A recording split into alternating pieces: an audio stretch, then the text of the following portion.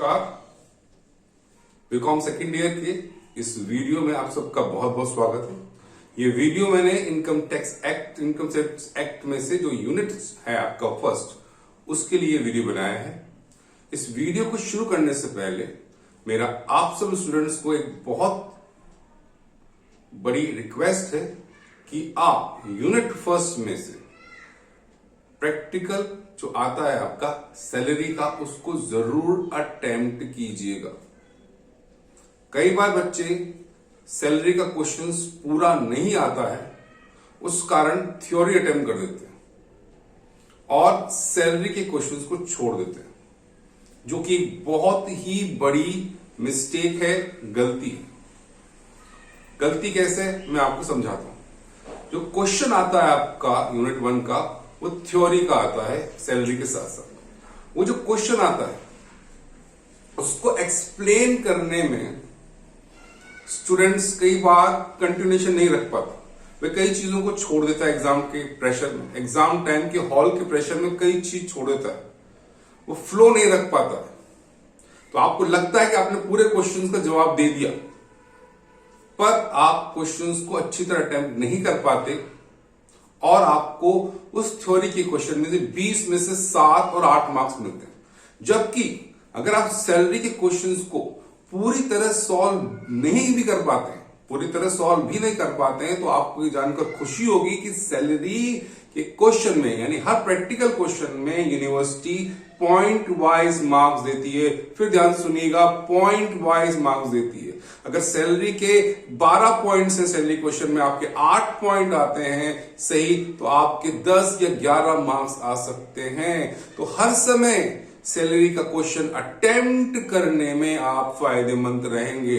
इसी के साथ मैं आपसे फिर एक बात कहना चाहता हूं कि एग्जाम में सब कुछ आते हुए भी गलत चयन करके आप मार्क्स कम कर सकते हैं, और सब कुछ आते हुए भी सही चयन करके आप अपने मार्क्स में वृद्धि कर सकते हैं। तो मेरा फिर आपसे ये निवेदन है कि यूनिट 1 के अंदर, क्योंकि यूनिट 1 में सैलरी है और साथ में जो चैप्टर्स हैं आपके बेसिक कॉन्सेप्ट, रेजिडेंशियल स्टेटस, उसमें थ्योरी आने की ज्यादा से ज्यादा संभावना है। 90% प्रोबेबिलिटी है कि थ्योरी आएगी, और सैलरी के अंदर थ्योरी आने की बहुत बहुत कम संभावना है, उल्टा 10% संभावना है। तो आप सैलरी को प्रैक्टिकल करने के साथ सोचिए। सैलरी एक ऐसा चैप्टर है जिसकी प्रैक्टिकल आएगा, मैं अभी से कह सकता हूं कि 2021 के अंदर एग्जाम में प्रैक्टिकल आएगा।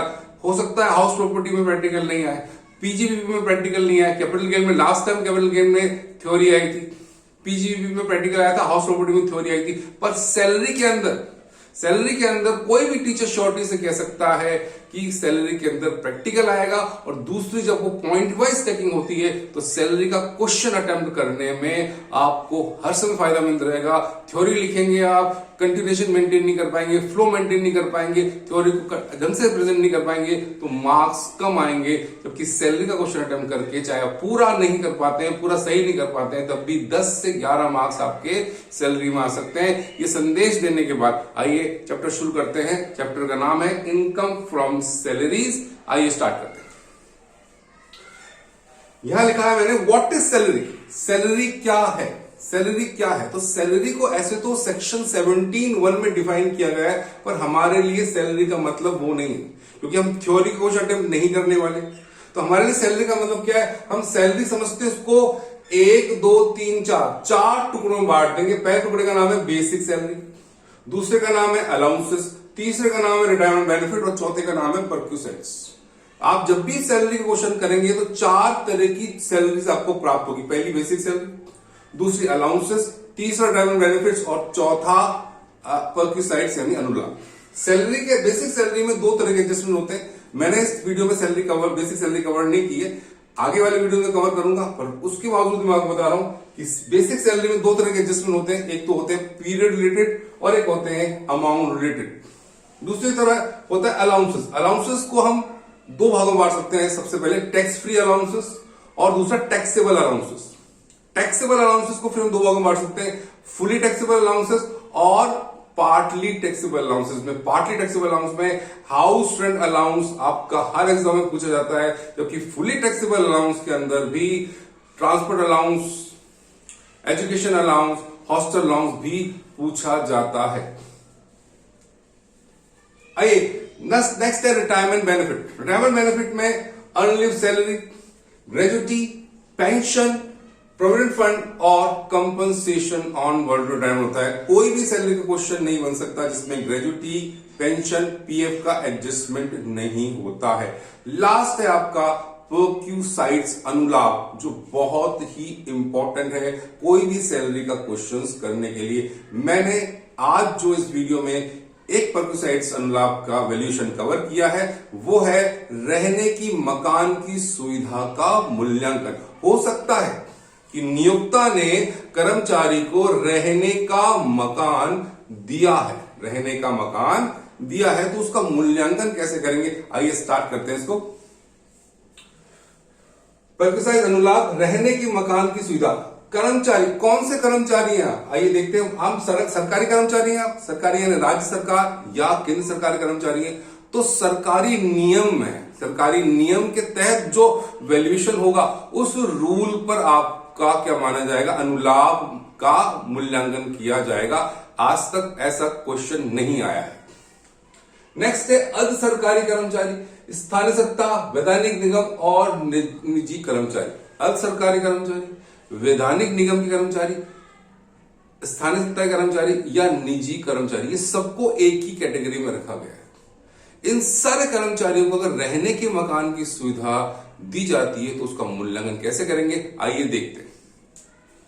उसके लिए मुझे ये जानना है कि जो मकान में आप रह रहे हो, कर्मचारी हो आप, उस मकान में रह रहे हो, वो मकान क्या नियोक्ता ने उसको खरीद रखा है, क्या नियोक्ता उसका स्वामी है? जी हाँ, क्या के आधार पर, 2001 की जनसंख्या के आधार पर उसका मूल्यांकन किया जाएगा। आपका शहर कौन सा है, क्या आप जयपुर में रहते हैं जहां पर जनसंख्या 25 लाख से अधिक है? क्या आप ऐसे शहर में रहते हैं जहां जनसंख्या 10 लाख से कम है? 10 लाख से कम नहीं। अगर मैं बोलूं 10 लाख से कम, तो 10 लाख से कम गलत है, 10 लाख से अधिक नहीं है। जनसंख्या क्या देखनी है मुझे, 10 लाख से अधिक नहीं, मैंने यहां छोड़ रखा है, लिखा नहीं है, 10 लाख से अधिक नहीं, ये ध्यान रखना है आपको, 10 लाख से अधिक नहीं। अगर जनसंख्या 10 लाख तक भी है, अगर जनसंख्या 10 लाख तक भी है, तो सैलरी का 7.5% उस रहने के मकान का मूल्यांकन होगा। उस रहने के मकान का मूल्य निकाल के कर्मचारी के वेतन में जोड़ा जाएगा। 10 लाख से ज्यादा नहीं, 10 लाख तक चलेगा। 10 लाख से कम बोलेंगे, 10 लाख से कम नहीं तो गलत हो जाएगा, 10 लाख से कम बोल दूंगा तो गलत हो जाएगा। नेक्स्ट पॉइंट है कि 10 लाख से तो ज्यादा है वो, पर 25 लाख से अधिक नहीं, 25 लाख से अधिक नहीं, यानी 10 लाख से ज्यादा हो और 25 लाख तक हो तो आप दूसरे कैटेगरी में आ जाते हैं। जिस शहर में रहते हैं उसके अंदर आपका सैलरी का 10% जो है, सैलरी का 10% वो मकान का, उस मकान का, उस सुविधा का, उस अनुलाभ का, उस पर्क्यूसाइट का मूल्य माना जाएगा और उतनी राशि आपके वेतन में जोड़ दी जाएगी। तीसरी कैटेगरी है 25 लाख से ज्यादा।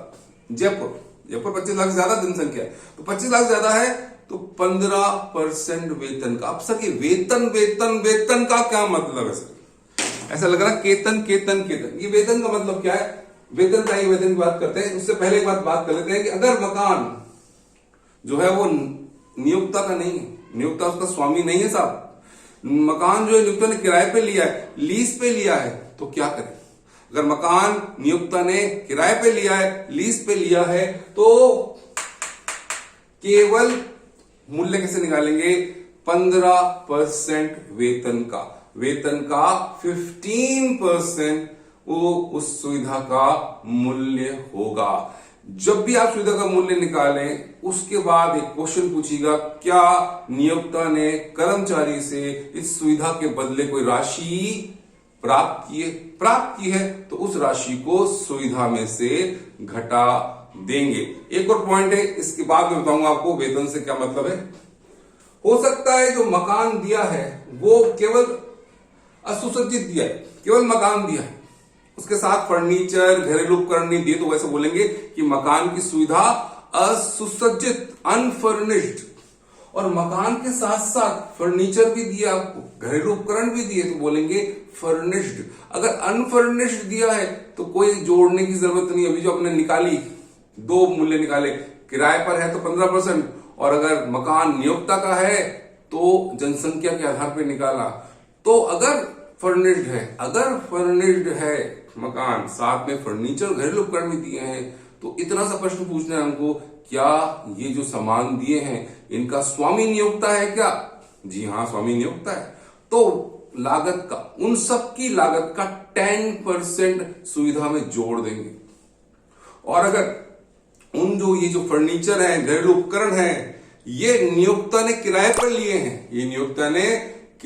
पर लिए हैं, तो जो वास्तविक किराया दिया है, वो वास्तविक किराया जो है हम उसको उस मूल्य में जोड़ देंगे। इसमें फिर वही फॉर्मूला लगता है कि इसके लिए भी अगर नियोक्ता ने कर्मचारी से कोई राशि वसूली है तो उसको भी हम घटा देंगे। आइए अब देखते हैं मोस्ट इंपॉर्टेंट कि वेतन से क्या मतलब है। वेतन यहां पे लिया जाता है संबंधित अवधि का वेतन। What do you mean by संबंधित अवधि? रिलेटेड पीरियड का मतलब क्या है? ऐसी अवधि जिस दौरान नियोक्ता ने कर्मचारी को रहने के मकान की सुविधा दी थी। ठीक है, रहने के मकान की सुविधा थी उसी अवधि में। 12 महीने की सुविधा दी तो 12 महीने संबंधित हो जाएगी। 4 महीने दी थी तो 4 महीने संबंधित अवधि हो जाएगी। जितने महीने के लिए गत वर्ष में नियोक्ता ने कर्मचारी को रहने के मकान की सुविधा दी है, उतने ही क्या कहलाएगी? संबंधित अवधि हो जाएगी। इस संबंधित अवधि में दे आधार पर, ड्यू बेसिस पर हम यहां पर सैलरी कंप्यूट करेंगे। क्योंकि सैलरी हम दे आधार पर करेंगे, ड्यू बेसिस पे करेंगे, तो अगर गत वर्ष में यानी प्रीवियस ईयर में हमको बकाया वेतन, अग्रिम वेतन या अर्जित अवकाश का नगदीकरण मिल जाता है, हमको कैश मिल जाता है लीव सैलरी का, या हमको एडवांस सैलरी मिलती है, या हमको एरेरो सैलरी मिलती है, तो उसको हम वेतन में शामिल नहीं करेंगे। शामिल क्या करेंगे सर? मूल वेतन, संबंधित अवधि का मूल वेतन, संबंधित अवधि का बोनस, कमीशन, महंगाई भत्ता, महंगाई वेतन, अगर वो रिटायरमेंट बेनिफिट्स में जुड़ा हुआ है तो सभी कर योग्य भत्ते हम अंशतः कर योग्य भत्ते या फुली टैक्सेबल हो चाहे पार्टली टैक्सेबल हो, उसका टैक्सेबल जो अमाउंट है उसको इंक्लूड करना है। अब यहां पे लिखा है पूर्ण नियोक्ता से मासिक पेंशन। हो सकता है जहां मैं जॉब कर रहा हूं उससे पहले भी कहीं जॉब कर रहा था, वहां से मुझे सैलरी मिल रही हो या पेंशन मिल रहा हो, तो उसको भी हम जोड़ देंगे। पर वो कब जोड़ेंगे? वो जब देयता आधार पर मिल रही है। नेक्स्ट पॉइंट है चालू वर्ष में अर्जित अवकाश वेतन। ये मोस्ट इंपॉर्टेंट है। इसी चालू वर्ष में, जिस चालू वर्ष की बात कर रहे हैं हम संबंधित अवधि की, उस चालू वर्ष में मेरे कोई अवकाश अर्जित किया है, उस अर्जित अवकाश के बदले मैंने कोई कैश लिया है, तो उसको हम क्या करेंगे? शामिल कर लेंगे। क्या क्या शामिल नहीं करते? प्रमाणित भविष्य निधि रिकग्नाइज्ड प्रोविडेंट फंड में क्या होता है? एम्प्लॉय भी कंट्रीब्यूट करता है, अगर एम्प्लॉय कंट्रीब्यूट करता है और एम्प्लॉय के वेतन से 12% से ज्यादा करता है तो अमाउंट टैक्सेबल होती है, पर उसको रहने के मकान की सुविधा के मूल्यांकन निकालते समय वेतन में शामिल नहीं करेंगे। इसी तरह से कोई प्रोविडेंट फंड है रिकॉग्नाइज, उस पर ब्याज जो मिला है हमको वो 9.5% ज्यादा मिला है, तो वो जो अमाउंट होता है आदित्य का वो टैक्सेबल होता है, पर वो टैक्सेबल अमाउंट को रहने के मकान की सुविधा के वेतन में नहीं जोड़ना है। और मोस्ट इंपॉर्टेंट क्या है यहाँ पर कि अनुलाभ होते हैं, जितने परक्यूसाइट्स होते हैं उनका कर योग्य भाग हमें नहीं जोड़ना है। अब मैं आपको एक बहुत इंपॉर्टेंट टिप बताने वाला हूं। अलाउंसेस में भी आपको 25-30 अलाउंसेस दे रखे हैं, पर आप पिछले 10 सालों के या उससे भी ज्यादा सालों के क्वेश्चन पेपर उठा के देखिएगा, 5-8 अलाउंसेस ही पूछे जाते हैं। उसी तरह से परक्यूसाइट्स अगर आप अनुलाभ करते हैं तो रहने के मकान की सुविधा, कार की सुविधा, भोजन की जो सुविधा दी जाती है, इस तरह 4-5 मूल परक्यूसाइट्स हैं जिनकी स्टडी करके आप जाएंगे तो आपके फुल में से फुल मार्क्स रख सकते हैं। ज्यादा स्टडी करेंगे ज्यादा कंफ्यूजन बढ़ेगा। इसी मैसेज के साथ थैंक यू वेरी मच।